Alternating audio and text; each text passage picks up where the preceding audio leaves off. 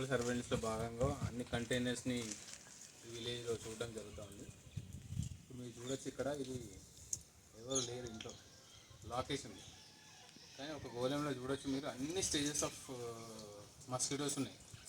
Larva ఉంది, pupa ఉంది, even adult mosquitoes కూడా ఎగురుతూ ఉంది. ఆల్మోస్ట్ కొన్ని వందల లార్వా ఉంటుంది. ఇది విలేజ్కి ఇబ్బంది. సో ఇట్లాంటి వాటి మీద డెఫినెట్గా మనము కంటైనర్ ఎవాక్యుయేట్ చేయాల్సిన అవసరం ఉంటుంది, ఖాళీ చేయించాలి, అట్లయితేనే పోతాయి. చూడండి దగ్గర నుంచి అందరు చూడొచ్చు, లార్వా, ప్యూపా ఉంది, అడల్ట్ మస్కిటోస్ కూడా కొన్ని హండ్రెడ్స్ ఆఫ్ లార్వా ఉంది. పర్టికులర్లీ లాక్ వేసిన హౌజెస్,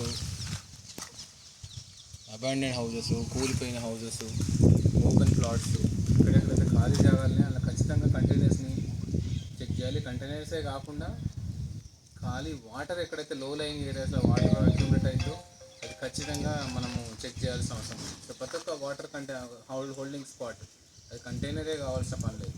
ఎక్కడెక్కడ వాటర్ అయితే అన్ని చిన్న చిన్న స్పేస్ని కూడా మనం చెక్ చేయాల్సిన అవసరం ఉంది. అట్లా చెక్ చేస్తేనే ఇవన్నీ మనం కంటైన్ చేయగలుగుతాం. లేకపోతే ఆల్మోస్ట్ ఒక చిన్న ఊళ్ళో 200-300 మీటర్స్ ఊళ్ళో ఈ గోళం కూడా సరిపోతుంది మనకు.